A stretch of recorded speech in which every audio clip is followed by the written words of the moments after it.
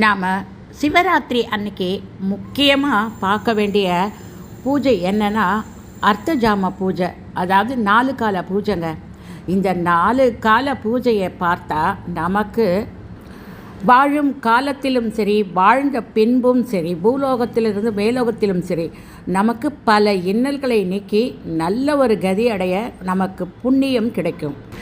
அதாவது ஏகாதேசிக்கு சொல்கிற மாதிரி இரவு இது எவ்வளோ நாழி விழிச்சிருந்தாலும் அதற்கு பலன் உண்டுங்க. கொஞ்ச நாழி தூங்கி கொஞ்ச நாழி முழிச்சாலும் அதற்கும் பலன் உண்டு. இந்த அர்த்தஜாம 4 காலங்களிலையும் ஒவ்வொரு தேவர்கள், முனிவர்கள், அம்பாள், இப்படி திருமால், இப்படி பல ஒவ்வொரு கால நேரத்திலையும் பூஜை செய்திருக்கிறார்கள்.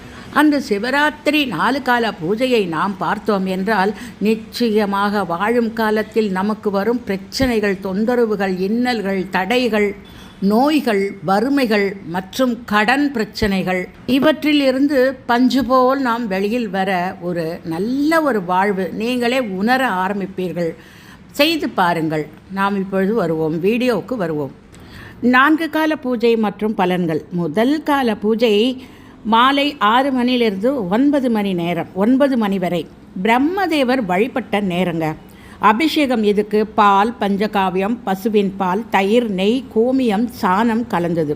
இதற்கு பூக்கள் என்னென்னா வில்வம் மற்றும் தாமரை மலர்கள், நெய்வேத்தியம், சர்க்கரை பொங்கல், பழங்கள் முதலியன. இதை நம்ம இந்த பார்க்கும்போது நமக்கு என்ன பலன் கிடைக்கும்னா நம்முடைய கடந்த கால பாவங்கள் தீரும். அடுத்ததாக 2ஆம் கால பூஜை இரவு 9 மணியிலிருந்து 12 மணி வரை. இது மகாவிஷ்ணு வழிபட்ட நேரம். இதற்கு அபிஷேகம் இளநீர், பஞ்சாமிர்தம், பூக்கள், துளசி மற்றும் வில்வம், நெய்வேத்தியம், பருப்பு பாயசம், கற்கண்டு சாதம்.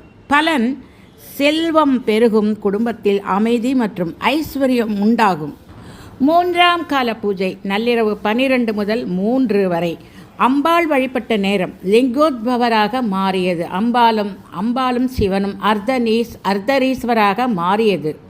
இதுக்கு அபிஷேகம் தேன் மற்றும் பழச்சாறுகள் மட்டுமே. நெய்வேத்தியம் எல் சாதம் அல்லது எல் பலகாரம். பூக்கள் மல்லிகை, தும்பை, தாழம்பு. வருடத்தில் இந்த ஒரு நேரம் மட்டுமே இந்த பூவை சிவனுக்கு சூட்டப்படும். பலன்கள்: தீய சக்திகள் அகலும், நோய்கள் நீங்கி ஆரோக்கியமான வாழ்வு கிட்டும். 4ஆம் கால பூஜை அதிகாலை 3 மணியிலிருந்து 6 மணி வரை. தேவர்கள், ரிஷிகள் வழிபட்ட நேரம். அபிஷேகம் கரும்புச்சாறு மற்றும் பன்னீர், பூக்கள் அல்லி, சாமந்தி, நந்தியாவட்டை. நெய்வேத்தியம் சுத்தமான அன்னம், அதில் ஒரு சொட்டு நெய்விட வேண்டும். பலன்: காரிய தடைகள் நீங்கும், முக்தி மற்றும் மன அமைதி கிடைக்கும். சிவாய நம. வாழ்க வளமுடன்.